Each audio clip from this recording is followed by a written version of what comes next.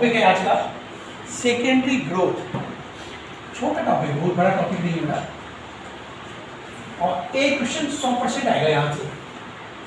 Secondary growth, secondary growth मतलब है increase the girth of plant, plant की girth बढ़ना। और गर्थ किसकी बढ़ेगी? जो प्लांट थोड़ा पुराना हो गया, नए प्लांट की नहीं बढ़ेगी। समझ आया ना? तो यहाँ पर गर्थ बढ़ाने में कौन कौन रिस्पॉन्सिबल है बेटा? Increase the girth of plant.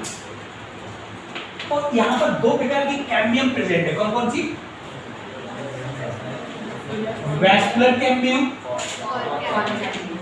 और सेकंड दिया है कॉर्डिक कैम्बियम। ये दोनों कैम्बियम रिस्पॉन्सिबल हैं प्लांट की गर्थ इंक्रीज करने पर। पहला लिखेंगे हम लोग vascular cambium.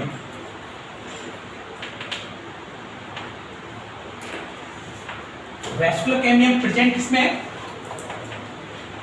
In only dicot root and stem and बस डाइकोट रूट में और डाइकोट स्टेम। सिर्फ इन पे ही प्रेजेंट है, लीफ में नहीं है। लीफ हमेशा पतली रहेगी, चाहे डाइकोट की 10 साल पुरानी लीफ हो चाहे 1 साल की। ऐसे नहीं कि इतनी मोटी लीफ हो जाएगी, लीफ का साइज नहीं बढ़ेगा, जो है वो वही है। ओके ना? सिर्फ डाइकोट रूट और डाइकोट स्टेम इन दोनों में होनी है। ऐसे एक थोड़ा सा डायग्राम से देख लेते हैं। मान लीजिए किसी प्लांट का पीएस काटे हुए, मान लीजिए राउंड बनाए थोड़ा सा, मान लीजिए ओके, यहाँ पर एक एंडोडर्मिस बना दिए, ये हो गया एंडोडर्मिस। यहाँ पर प्रेजेंट है, मैं डाइकोट के स्टेम बना रहा हूँ। ओके ना? ये रूट का बाद में बढ़ेंगे, रूट का सबसे आखिर में दिया है और रूट का बिल्कुल 5-6 लाइन लिखी सबसे आखिर में, और उसको ओरली भी समझेंगे थोड़ा डायग्राम बना के। हम लोग सिर्फ स्टेम में लिखेंगे बेटा, ओनली स्टेम पढ़ेंगे, रूट बाद में। ठीक है? यहाँ पर वेस्कुलर बंडल है और आप जानते हैं वेस्कुलर बंडल में कैम्बियम जरूर प्रेजेंट होगी। ओके ना? इसका नाम क्या है बेटा? इसका नाम क्या होता है? एक ही लेयर, इसका नाम है इंट्राफैसिकुलर कैम्बियम। कुछ समय बाद जब इसकी गर्थ हो जाएगी, मोटाई बढ़ जाएगी, तो यहां पर भी एक नई लेयर बन जाएगी। ये बनेगी काफी समय के बाद। ये किससे बनती बेटा? प्राइमरी मेडुलरी रेज से। प्राइमरी मेडुलरी रेज यहाँ पर कन्वर्ट हो जाती है सेकेंडरी में। हाँ, और फिर वो बनाएगी एक लेयर। ये कैसे बनाती है, क्या है प्राइमरी मेडुलरी, वो सारी चीजें एकदम समझ लेंगे कि मेडुलरी कोलेनकाइमा है या स्क्लेरेनकाइमा। क्या है बेटा? पैरेन्काइमा है। मेडुलरी रेज पैरेन्काइमा है। पैरेन्काइमा मतलब, अच्छा ये डिवाइड कैसे कर लेती है? आप जानते हैं कि पैरेन्काइमा, कोलेनकाइमा ये नॉन डिवाइडिंग सेल है, तो ये डिवाइड कैसे कर सकती है? वो रीडिफरेंशिएट करके। वो कैसे करेंगे, क्यों करेंगे, कब करेंगे, वो सारी चीजें एकदम क्लियर हो जाएंगी। यहाँ पर कुछ लाइन आएंगे एनसीईआरटी में, उन लाइन को एनसीईआरटी की अंडरलाइन करेंगे, क्योंकि डायरेक्ट क्वेश्चन उसी लाइन से आता है। कुछ लाइन है देख लेंगे। तो हम लोग सिर्फ यहाँ पर, अच्छा इसका नाम लिख दिया मैंने इंट्राफैसिकुलर, जो बाद में बनेगी उसका नाम है इंटर। देखो बेटा, एक शब्द है INTR, एक शब्द है INTER। इंटर यानी कि कैम्बियम से बाहर, इंट्रा कैम्बियम के अंदर। ठीक है ना? जैसे कि इंटरनेशनल फ्लाइट, यहाँ से आपको अमेरिका जाना है, इंटरनेशनल नहीं इंटरनेशनल लेंगे फ्लाइट, एक देश से दूसरा देश। ऐसे एक कैम्बियम से दूसरा कैम्बियम इंटरनेशनल यानी कि इंट्राफैसिकुलर।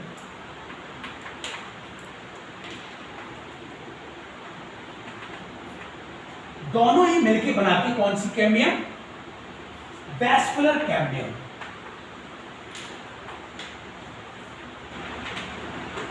चलिए अब इसका आगे देख लेते हैं एनसीईआरटी की लाइन से। Formation of cambium ring.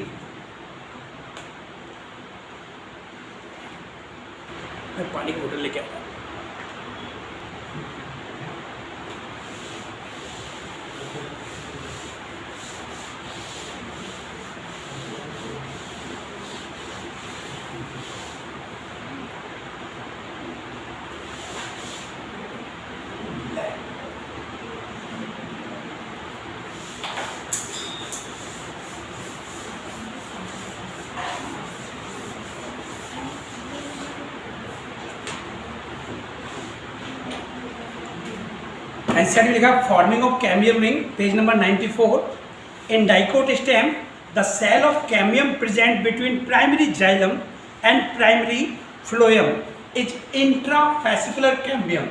जैसे कि बेटा ये था अपना एक वैस्कुलर कैम्बियम, है ना, यहाँ पर वैस्कुलर बंडल, ये प्राइमरी लेयर थी, इसका नाम था जाइलम या फ्लोएम, क्या था फ्लोएम लिख रहे, और अंदर का जाइलम, ये प्राइमरी था बेटा, स्टार्टिंग है ना। कुछ दिनों बाद ये बन जाएगा सेकेंडरी और ये भी बनेगा सेकेंडरी। कैसे, उस चीज को एनसीईआरटी बताएगा। और दोनों के बीच में जो कैम्बियम है उसका नाम है intrafascicular cambium. The cell of medullary rays adjoining the intrafascicular cambium became meristematic and formed the interfascicular cambium. Thus, a continuous ring of cambium is formed. एक के बाद दूसरा ऐसे बनाएंगे, बीच में जो बनेगी उसकी बात कर रहा है कि वो किससे बनेगी, मेडुलरी रेज से बन रही है।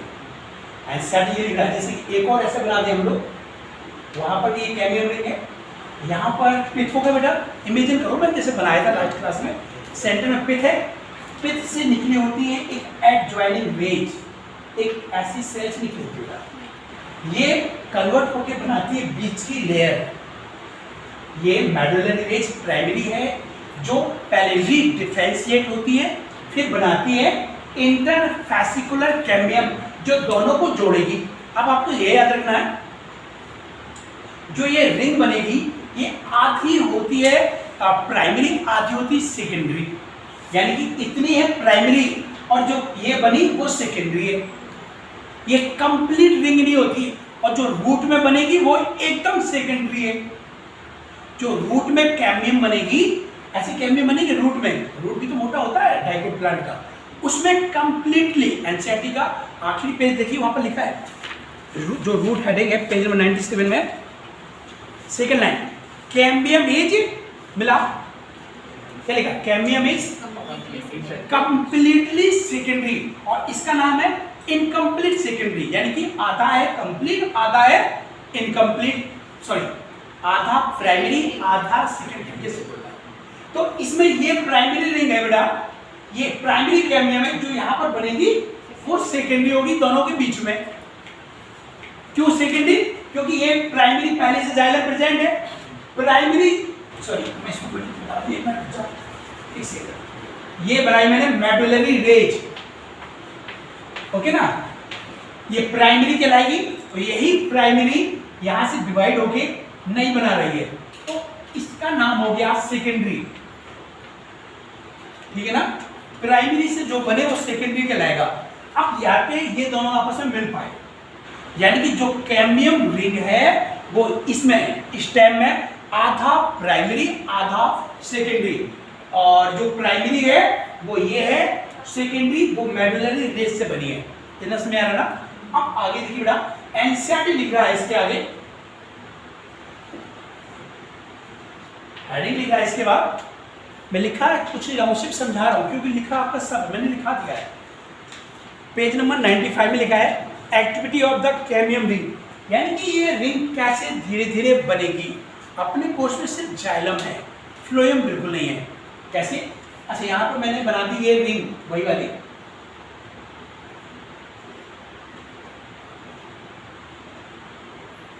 ये बन गई, ये कैम्बियम रिंग हो जाएगा, ओके ना। मैंने सेल से बना दी, सब में न्यूक्लियस होगा, वैक्यूल होगा, सेल वॉल होगी, जो सेल में होता है वो सब कुछ है इसके पास। और इस तरफ है एक्स, इस तरफ पी, जाइलम और फ्लोएम।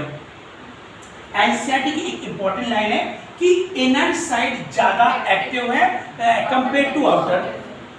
बाहर जैसे, कैसे बेटा समझ इस चीज को, इस चीज को समझिएगा, इतना बना दिया, बाहर की एक ये लेयर हो गई बेटा, ओके ना। बाहर जैसे एक बार डिवीजन, तो अंदर की लेयर 4 बार डिवीजन कर जाएगी। जैसे कि मैं दो कलर नहीं यहाँ पर,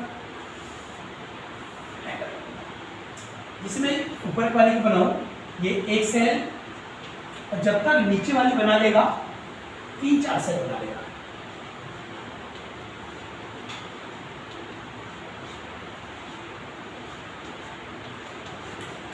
ओके, फिर से वही वाइट वाली है। कितना डिफरेंस है, बाहर सिर्फ एक बार डिवीजन हो पा रहा, अंदर जब तक कई बार डिवीजन हो जा रहा। एनसीईआरटी की लाइन है, इसको आप अंडरलाइन कर सकते हैं, ऊपर से चौथा लाइन,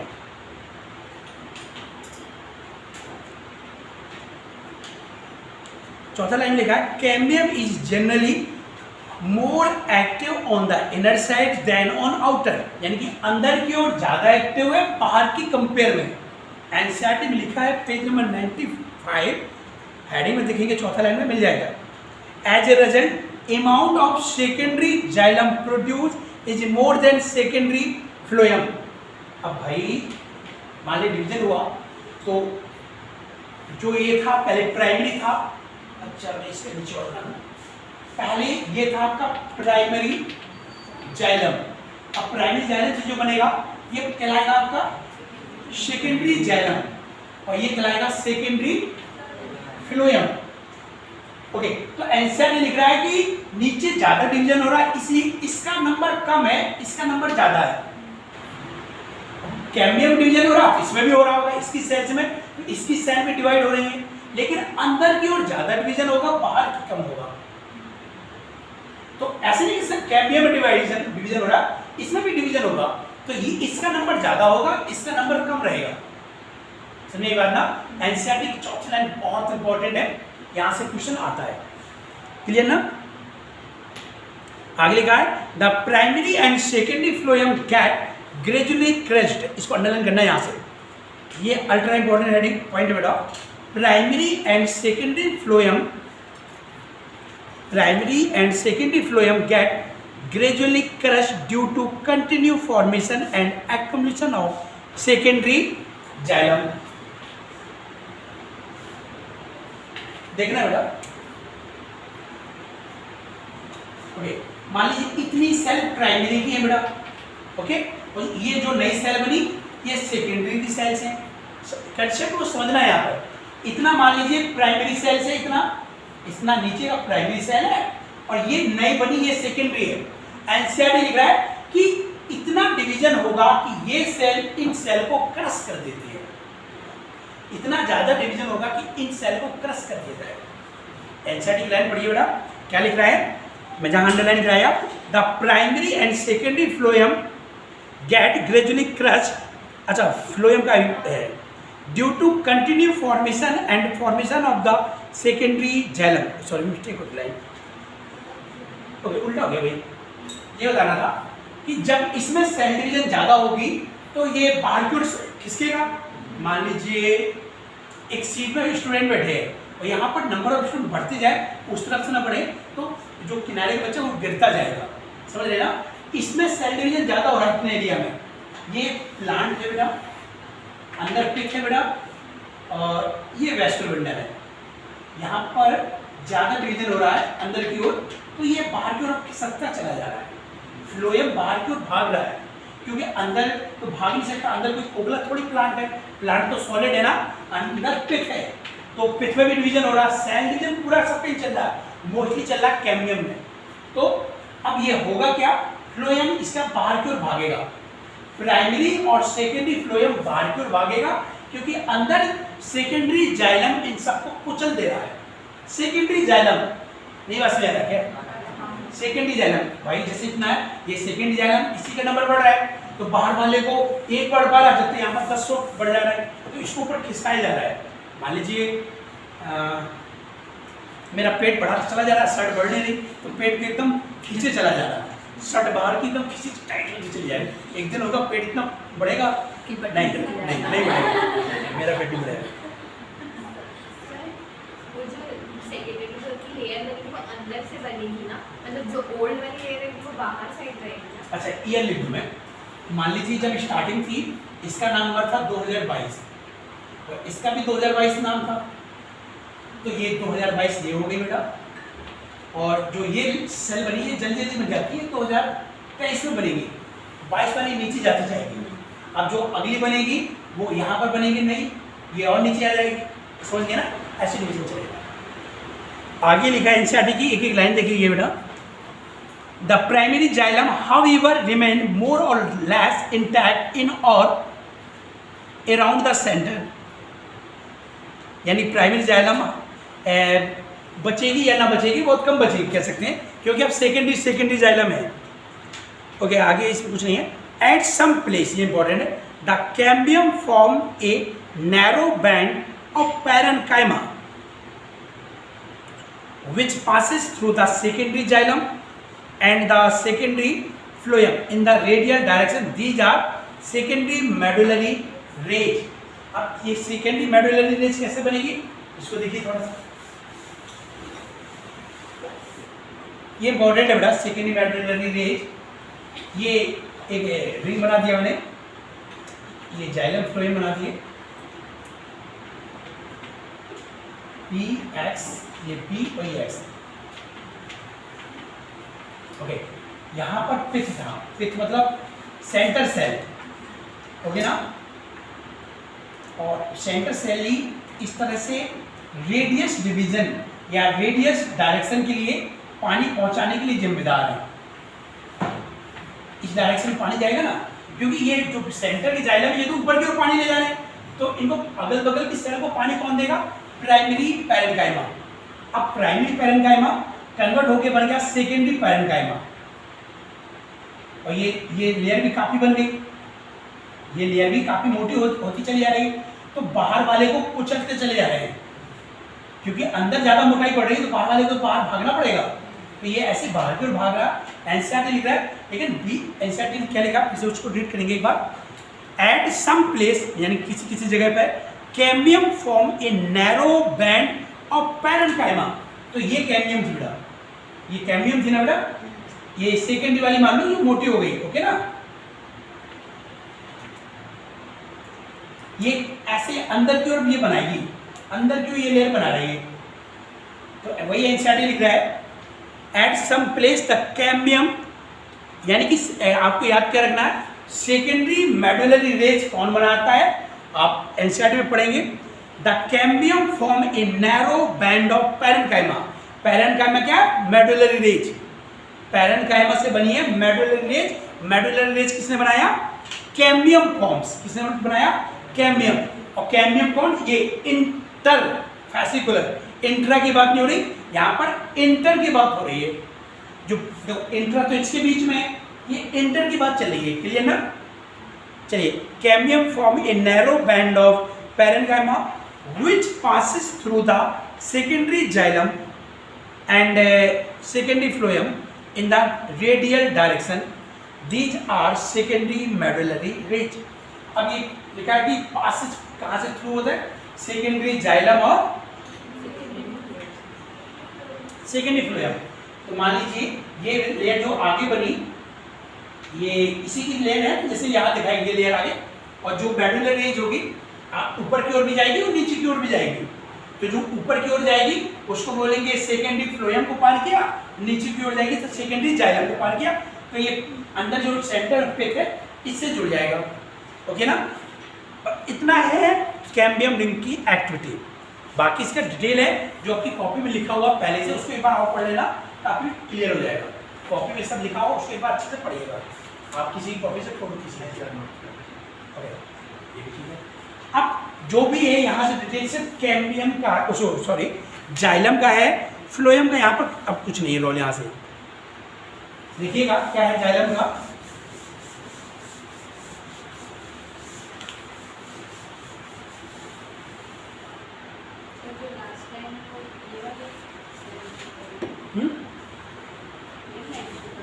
हाँ ये, हाँ ये ग्रीन वाला किस तरह है प्राइमरी,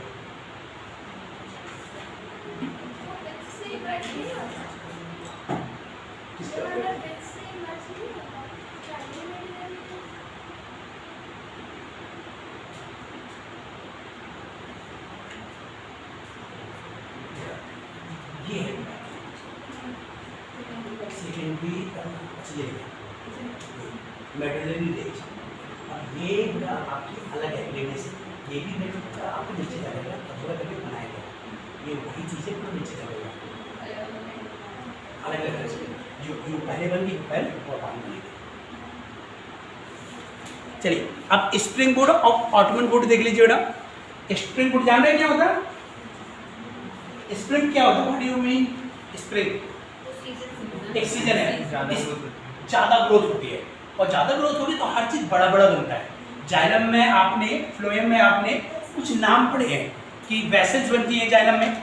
तो जाइलम जो स्प्रिंग सीजन में वेसल बनेगी वो थोड़ी वाइट बनती है, इसलिए वो लाइट कलर की होती है, इसलिए वो लाइट कलर की है। और अगर यही चीज ऑटम सीजन में बनती है तो ये नैरो बनती है, ताकि कम से कम पानी निकले, कम से कम पानी का लॉस हो, इसलिए पतली बनती है और इसलिए ये डार्क कलर की है। एनसीईआरटी लिख रहे हैं spring would and autumn would.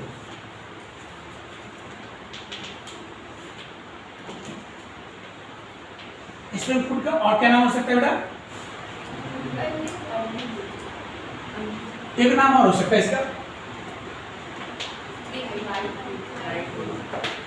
NCERT लिख रहा है ये वुड, क्या ये वुड वाटर कंडक्शन में हेल्प करती है? यस, वाटर कंडक्शन में हेल्प करेंगे, ध्यान रखना। ये इनमें जो एलिमेंट्स है, एलिमेंट का नाम क्या था बेटा? Vessels, vessel elements. ये वाइड है बेटा और मैक्स वाटर ट्रांसपोर्ट करते हैं, max water transportation.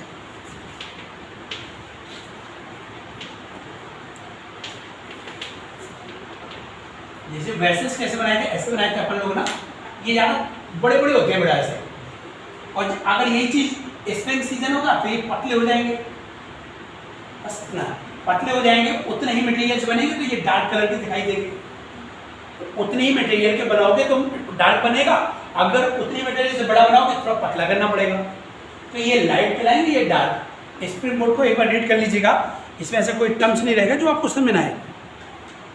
Fourth line में लिखा है xylem elements having vessels with wider cavity. पांचवें लाइन में लिखा वाइडर कैविटी, जो इंपॉर्टेंट है, यानी कि वाइडर कैविटी किसकी है? वेसल की। पांचवें लाइन में पहला शब्द है चौड़ा कैविटी, वाइड कैविटी, जो कि आपको बता रहा है आपके एलिमेंट्स, सॉरी वेसल मेंबर या वेसल एलिमेंट्स वाइडर है। कब? स्प्रिंग सीजन में। इसी को बोलते हैं अर्ली वुड, स्प्रिंग वुड या लाइट वुड। और अब in winter the cambium is less active and form fewer xylary elements that have narrow vessel. यानी कि स्प्रिंग के बाद क्या है भाई? Autumn wood. इसको आप क्या लिख सकते हैं बेटा? अर्ली की जगह लेट वुड, डार्क वुड। तो इसमें वेसल्स कैसे बनेंगे बेटा? नैरो बनेंगे और वाटर लॉस कम होगा। मिनिमम करने के लिए क्या बना के वाटर लॉस भी कम ही होगा बेटा यहाँ से, ठीक है। पैराग्राफ चेंज है। Spring wood is lighter in colour, has lower density, where the autumn wood is darker and has higher density. Two kinds of wood that appear as alternate concentric ring constitute an annual ring या annual ring। आपको as बताते हैं plant का। Question ये आया था एक बार कि प्लांट में एज कौन बताता है, तो ऑप्शन बहुत घुमा के थे, उसका आंसर यही था। ये दोनों वुड को आप ऐड करेंगे, अल्टरनेट में काउंट कर सकते हैं। अगर एक को काउंट करना है कैसे देखिएगा, जैसे कि ये स्टेम है बेटा, एक ये बना दिया, अलग डिजाइन कैसे बनाएगा, जैसे एक बना दीजिए अलग एक डिजाइन का। तो अल्टरनेट में अगर डिजाइन काउंट करोगे तो अल्टरनेट में काउंट करो, या दोनों को काउंट कर सकते हैं एक सीक्वेंस में। यानी कि एक स्प्रिंग बोर्ड एक ऑटम बोर्ड मिला के एक के बन गया साल, एनुअल रिंग। एक साल में एक एनुअल रिंग बनती है। आपने कभी किसी प्लांट का ऐसे सेक्शन कटा देखा होगा, ऐसे रिंग इस कलर के दिखेंगे, ये तो आर्टिफिशियल है सर, देखिए ना, ये सब आर्टिफिशियल है। तो क्वेश्चन में आ जाता है कि प्लांट की एनुअल एज, तो याद रखना स्प्रिंग वुड और ऑटम वुड। ऑप्शन होगा हार्डवुड, सैपवुड, ये सब घुमाने के लिए होंगे ऑप्शन। याद रखना कि कौन सा ऑप्शन सही रहेगा। एक साल में दो रिंग बनेंगे, एक ऑटम वुड की एक स्प्रिंग वुड की, दो रिंग बनेगी। दोनों रिंग को मिला के 1 ईयर, दोनों मिला के 1 साल। एक का लाइट कलर, एक का डार्क। डार्क कलर ही दिखाई देता है, लाइट कलर तो दिखाई नहीं देता। चलो हम लोग सिर्फ डार्क को काउंट कर लेते हैं, पता चल जाता है। ऐसा होगा कि थोड़ा सा बीच में ब्रेक रहता है, गैप रहता है, तो मैं इजीली मिल जाएगा देखने को। अब हार्डवुड और सैपवुड देख लीजिए बेटा, जैसे कि ये प्लांट रिंग बने बेटा, दिख रहा है ना रिंग, एक को कर दे रहा हूँ ऐसे डार्क रिंग, एक लाइट रिंग, फिर डार्क, फिर लाइट, ऐसे बनते हैं बेटा। अब एनसीईआरटी कह रहा है कि सेंट्रली से इनमें जो सेंटर वाले रिंग होते हैं उनमें एक केमिकल डिपॉजिट हो जाता है। केमिकल डिपॉजिट होने से क्या ये वाटर का ट्रांसपोर्ट कर सकते हैं? आंसर है नहीं, वाटर ट्रांसपोर्ट में खड़ी मदद नहीं करेंगे, और इनमें किसी प्रकार का इन्फेक्शन भी नहीं होगा, ना ही इनको कोई इंसेक्ट खा सकता है, ना निमेटोडा इनमें अटैक कर, कुछ नहीं होगा इनको। ये परमानेंट हो गए, मजबूत हो गए, ये चलेंगे कई हजार साल तक, इतना मजबूत लकड़ी। और बाकी लकड़ी को वो लग जाता है घुन बोलते हैं, जानते हो ना घुन क्या है, और इसको नहीं हो सकता। तो इस बारे में थोड़ा सा एनसीईआरटी लिखा है, लाइन कर लीजिएगा। हेडिंग है आपका हार्डवुड और सैपवुड में।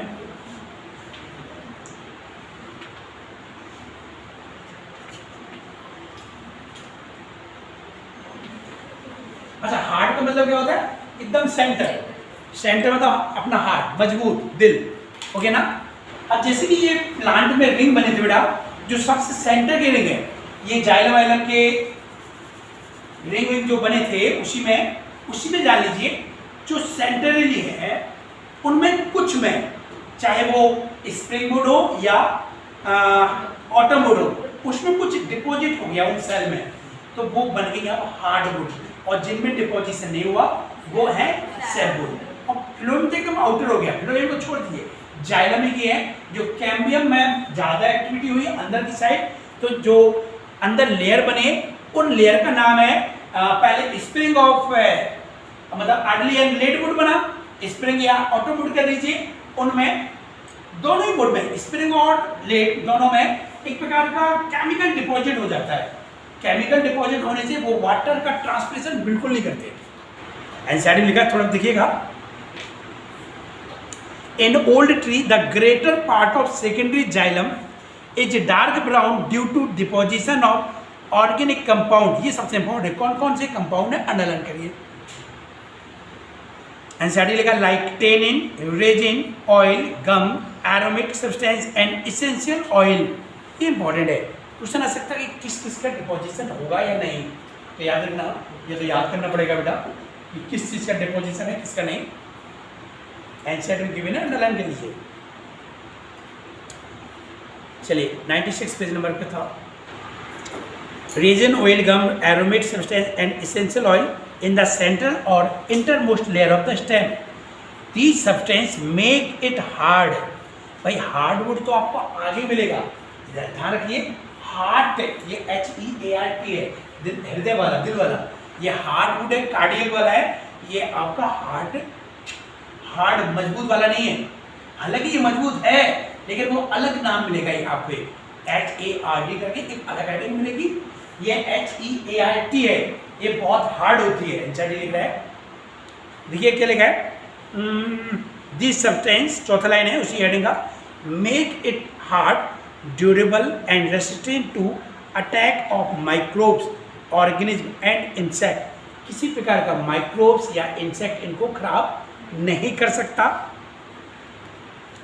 These region comprise dead elements with highly lignified wall in it called hardwood। यानी कि इसमें एक प्रकार का डिपोजिशन हो गया ऑयल सॉइल का, तो ये लकड़ी बहुत मजबूत हो गई। ये बहुत हार्ड होती है, अगर आपने कभी देखी हो। इसका कलर पूरे प्लांट से एकदम अलग होगा, बस ऐसे कुछ कलर होता है बेटा। क्या बनता है? तखत बनता है। तखत बेटा इस लकड़ी बनेगा तो कई हजार का बताए थे एक बार। नहीं, वो तखत बेटा पूरी प्लांट का बनता है, लेकिन तखत में कहीं रेड कलर दिखता है ना, कहीं किसी जगह। लकड़ी देखो बेटा, ये लकड़ी देखो, यहाँ पर ज़्यादा डार्क कलर दिख रहा है, यहाँ पर है ना, तो कहीं कहीं भी इसमें डिपोजिशन है ना। हाँ, शीशम में सबसे मजबूत लकड़ी होती है बेटा। शीशम की लकड़ी में सबसे ज़्यादा ये मिलेगी आपको हार्डवुड। अगर उससे एक झूला बनवा दिया जाए तो 3 जनरेशन के लिए हो जाता है वो। झूला समझ रहे हो ना, बच्चों का झूला 3 जनरेशन के लिए और बच्चों का बहुत अच्छा झूलन बनते हैं। बनवाने का ही ले लेता है 700 रुपये, वो आज के कई साल पहले।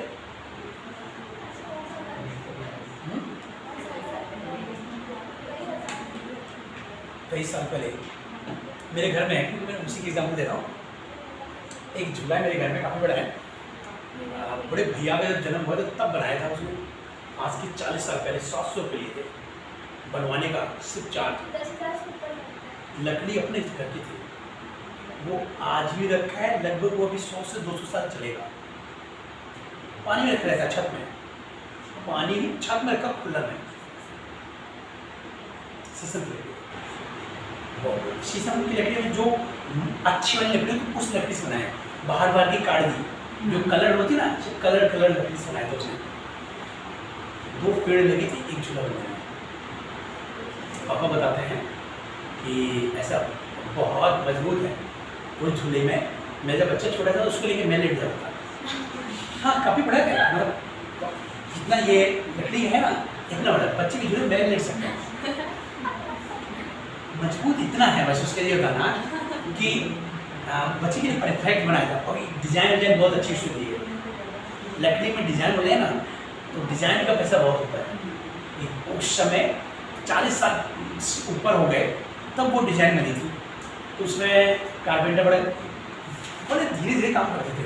आजकल तो मशीनें हैं, कुछ भी मशीन से साफ हो जाती है। पहले घंटों में, पापा बता रहे थे 3-4 महीने में बन पाया था उसमें। 3 लोग काम किए थे, 700 रुपये लिए था प्रोडक्ट बनाने का। अब तो मशीन हो गई, पहले तो बहुत हार्डवर्क होता था पापा का। और उसमें बड़ी अच्छी नक्काशी बनी है, बहुत डिज़ाइन है उसके पाए, मतलब है जो होना चाहिए। और अभी भी चल रहा है, भैया से लेके हम लोगों के बच्चों में हो गया सबके, और हमारे बच्चों के बच्चों तक ही हो जाएगा। और धूप में रखा है, कभी यहाँ पड़ा है, कभी वहाँ पड़ा है, जगह नहीं है, उड़ा के यहाँ फेंक दिया, खोल खा के भूसा की अटारी में डला, तो वही डला रहेगा। और जब जरूरत पड़ती निकाल के सेट कर लो, मजबूत है। लकड़ी की पेटियां बनती थी, पेटी मतलब क्या होता है? लकड़ी की पेटी, अरे वो संदूक। हाँ, बहुत मजबूत होता है ये लकड़ी। नहीं, सब कुछ थोड़ा बनाता है उससे, जिसको बनवाना बनवाए। झूला तो लोग सादा लकड़ी से बनवा लेते हैं, बबूल की लकड़ी से, लेकिन वो थोड़े दिन चलता है। मैं टिकाऊ बात कर रहा हूँ कि बबूल की लकड़ी बन जाता है। बबूल समझ रही ना, उसकी लकड़ी से मेरे यहाँ तखत बने बहुत, लेकिन वो 2-3-4 साल में टूट जाते हैं, घुन खा जाता है। महुआ की लकड़ी भी बहुत मजबूत होती है। महुआ जान रहे हो ना? महुआ की लकड़ी का, महुआ की लकड़ी से छत बनती थी पहले।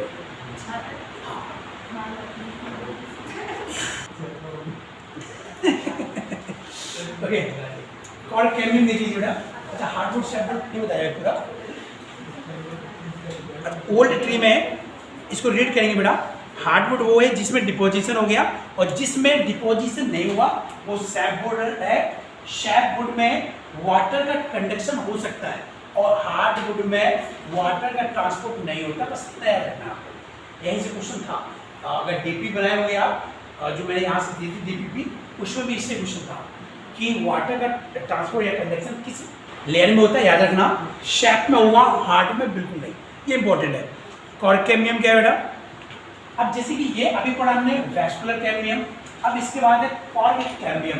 कॉर्ड कैम्बियम वैस्कुलर कैम्बियम से बाहर प्रेजेंट होती है, फ्लोएम के भी बाहर प्रेजेंट होती है। कॉर्ड कैम्बियम के 3 लेयर से मिलकर बनती है बेटा। एक्चुअली कैसे है, एक बार इसको देख लेते हैं, बहुत ईजी है।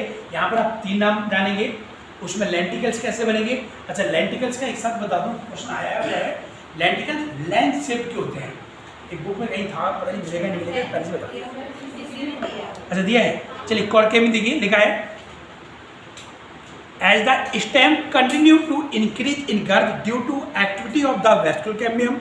वैस्कुलर कैम्बियम कंटिन्यू डिवीजन कर रहा है, तो आगे कॉर्ड कैम्बियम आगे क्यों बन रही है। The outer cortical and epidermis layer get broken and need to be replaced to provide new protective cell layer. कैसे? जैसे कि ये और वो था अपना पूरा सेक्शन, ये एंडोडर्मिस, यहाँ पर कॉर्टेक्स था, बाहर की लेयर वो एपिडर्मिस, यहाँ पर वेस्कुलर बंडल थे बेटा, ओके ना। यहाँ पर सेल डिवीजन इतनी हो रही कि अब ये एंडोडर्मिस टूट गई, कुछ कॉर्ड सेल भी टूट गई। मान लीजिए अंदर से बॉडी फुल है तो ये शर्ट फट जाए तो मेरी जी ऐसा होगा नहीं। मान लीजिए अंदर से सेल डिवीजन ज़्यादा हो रहा है तो ऐसे करें ये फट जाए, ऐसा बोलना है, ऐसा होना नहीं है। तो वही लिखा है थर्ड सेकंड लाइन में, the outer cortical and epidermis layer get broken and need to be replaced to provide new protective cell layer. यानी कि कॉर्ड कैम्बियम क्या है बेटा, याद रखना एक प्रोटेक्टिव लेयर है बेटा, ध्यान रखना कॉर्ड कैम्बियम क्या है, प्रोटेक्टिव लेयर।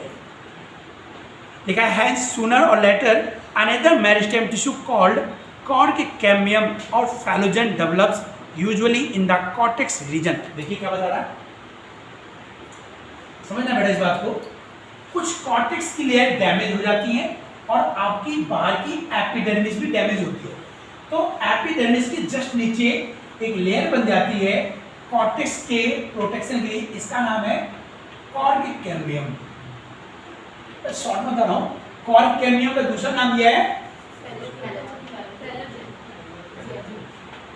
फैलोजन। एनसीईआरटी में लिखा है फैलोजन, कॉर्ड कैम्बियम सेकंड नाम। अब आगे लिखा है कि कॉर्ड कैम्बियम के बाहर एक और लेयर बन जाएगी और एक इसके अंदर लेयर बन जाएगी।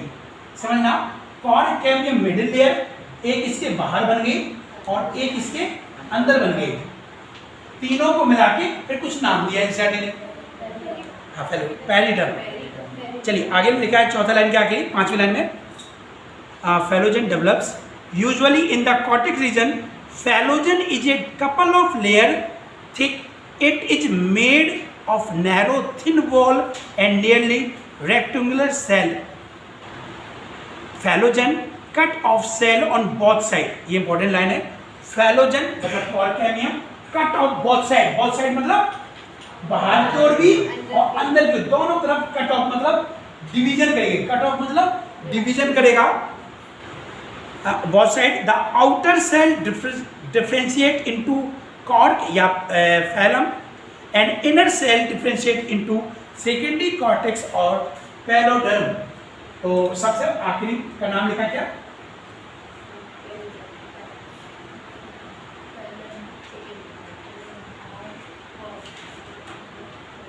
तीन नाम हो गए भाई, फैलोजन, फैलम और फैलोडर्म। तीनों को मिला के एनसीईआरटी लिख रहा है पैरिडर्म, ओके ना। ध्यान रखना, सबसे पहले कॉर्टेक्स में एक नई लेयर बनती है जिसका नाम होता है कॉर्ड कैम्बियम, सबसे पहले ये बनती है। फिर कॉर्ड कैम्बियम आउटर और इनर साइड दोनों तरफ डिवीजन करती है, यानी कट ऑफ करती है। बाहर की ओर बनाएगी फ्लोएम और अंदर की ओर बनाएगा पैलोडर्म। तीनों को मिला के पैरिडर्म, एनसीईआरटी लिख रहा है, इस चीज को पढ़िएगा। नीचे से चौथी line, this cork is impervious to water due to suberin deposition in the cell wall. तो सेल वॉल की डिपोजिशन किसमें है बेटा, कौन सी लेयर में, सबसे बाहरी में, सबसे बाहरी में, जिसका नाम है फैलम। इसमें अच्छा सुबेरिन क्या है, लिपिड या कार्बोहाइड्रेट, लिपिड। इसमें एक लिपिड का डिपोजिशन हो गया सबसे आउटर में, तो जिससे इसमें वाटर लॉस भी मिनिमाइज होता है। Water due to suberin deposition in the cell wall. The cell of secondary cortex are parenchyma या फैलोजन, अच्छा parenchyma। सेकेंडरी कॉर्टेक्स किसको बोला था, इसको, इसका नाम था सेकेंडरी कॉर्टेक्स। इसलिए क्या शब्द दिखा है एनसीईआरटी में, पैरेन्काइमा। क्या लिखा है एनसीईआरटी ने, पैरेन्काइमा, यानी कि ये सेल पैरेन्काइमा सेल्स बनी है, कौन सी, ये। तो ये जिसमें सुबेरिन का डिपोजिशन हो गया, नॉन लिविंग हो जाएगी। सुबेरिन या लिग्निन ऐसे शब्द आए, मान लिया करो कि वो नॉन लिविंग होने वाली है या हो चुकी है। इसके सेल वॉल में सुबेरिन का डिपोजिशन हो गया तो पड़ोसी सेल से इनका लेन देन बंद हो गया, तो ये डेथ कर जाएगी, ये मर गई।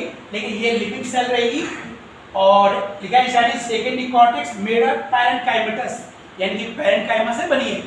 पैरेन्काइमा मतलब इसके पास से इंटरसेलुलर स्पेस प्रेजेंट होगा और लिविंग है।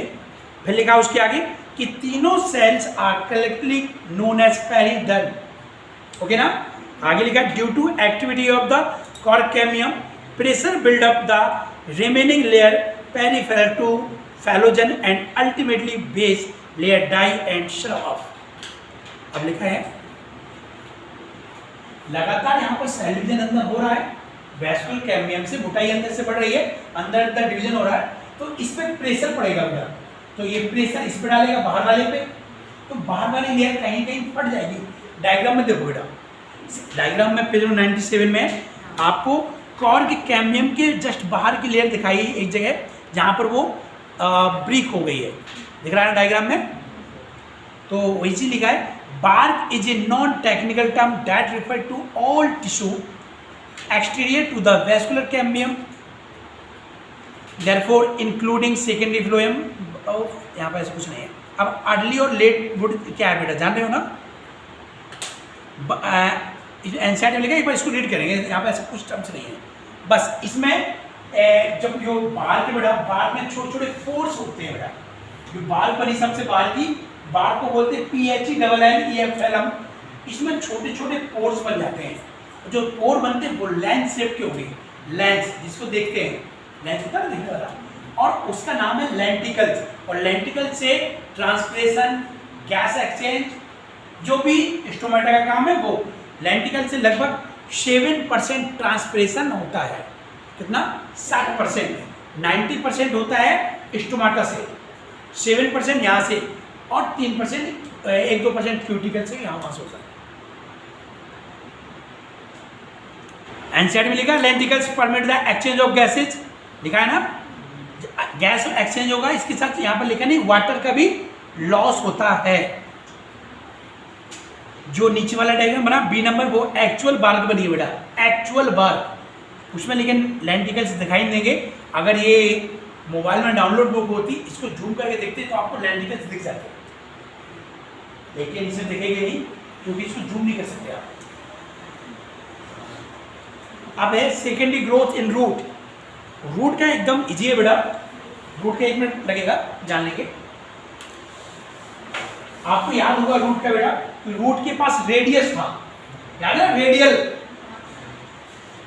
रेडियल का मतलब था जाइलम इधर तो फ्लोएम इधर, जाइलम इधर फ्लोएम इधर, बाहर ऐसे था। तो इसमें जो चीज बनने वाली है लेयर, वो कैसे बनेगी, जाइलम अंदर रहेगा, फ्लोएम बाहर। तो मैं इसको अच्छे से बना दिया,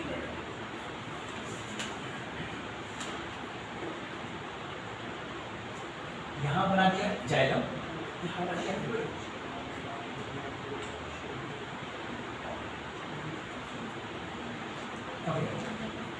तीन बना दिए मैंने। कैम्बियम कहाँ होती है, जाइलम और फ्लोएम के बीच में होती है। यहाँ पर जाइलम कहीं, फ्लोएम कहीं, तो मैं एक कैम्बियम बना रहा हूँ। जाइलम नीचे रहेगा, फ्लोएम ऊपर रहेगा, ऐसे। अब जो उल्टा सीधे फ्लोएम बाहर की ओर है बेटा, और जाइलम अंदर की ओर है। तो पहले कैसी लेयर बनेगी, वेवी, WAVY।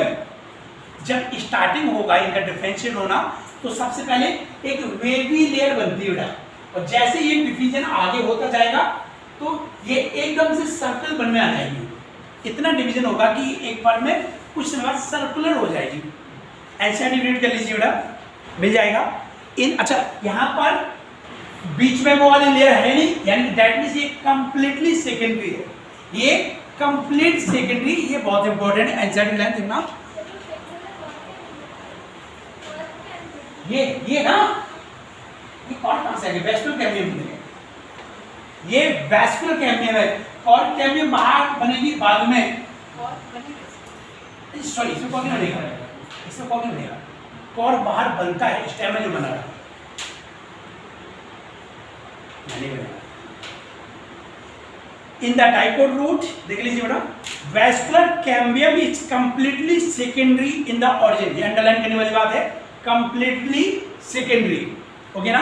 आगे लिखा है एनसीईआरटी ने, it originate from the tissue located just below the phloem bundle, a portion of pericycle tissue above the protoxylem forming a complete and continuous wavy ring, WAVY मिला ना, यानी कि सबसे पहले ये इस हिसाब से बनेगी, भाई बाद में ये कंप्लीट स्ट्रिंग सर्कुलर हो जाएगी, बस ये लिखा आगे wavy ring which later become circular, further events are similar, जो ऊपर पढ़ चुके हैं बस। अरे कुछ और बाकी है, अगला पेज में है, शायद डायग्राम बने हैं उनको देख लेना, 2 लाइन लिखी उनको रीड कर लेते हैं। Secondary growth also occur in stem and root of gymnosperm, however secondary growth does not occur in monocot. ये लिखा है कि सेकेंडरी ग्रोथ डाइकोट और डाइकोट के रूट स्टेम में हो रही है, ऐसे जिम्नोस्पर्म के स्टेम और रूट में भी होती है। सेकेंडरी ग्रोथ मतलब मोटाई। अच्छा, जिम्नोस्पर्म कौन से पीरियड में डेवलप हुए, कौन से समय पर आए? Jurassic period. जो जिम्नोस्पर्म प्लांट होते हैं इनकी ब्रांच 50 फीट के बाद से स्टार्ट होती है, क्योंकि डायनासोर बहुत बड़े बड़े थे, अगर नीचे ब्रांच हो तो डायनासोर पकड़ के खा जाए। डायनासोर 2 प्रकार के, हार्वी और कौन नहीं, अगर नीचे नीचे ब्रांच होती तो पकड़ के खा जाएंगे। तो ये बहुत ऊंचे ऊंचे थे, 50 फीट के बाद ब्रांच थे। ये क्वेश्चन था कि gymnosperm and reptiles develop in same time, answer था उसका जुरासिक। जिम्नोस्पर्म और रेप्टाइल, अच्छा याद रखना ये डायनासोर रेप्टाइल है, ओके। तो इनका सेम टाइम पे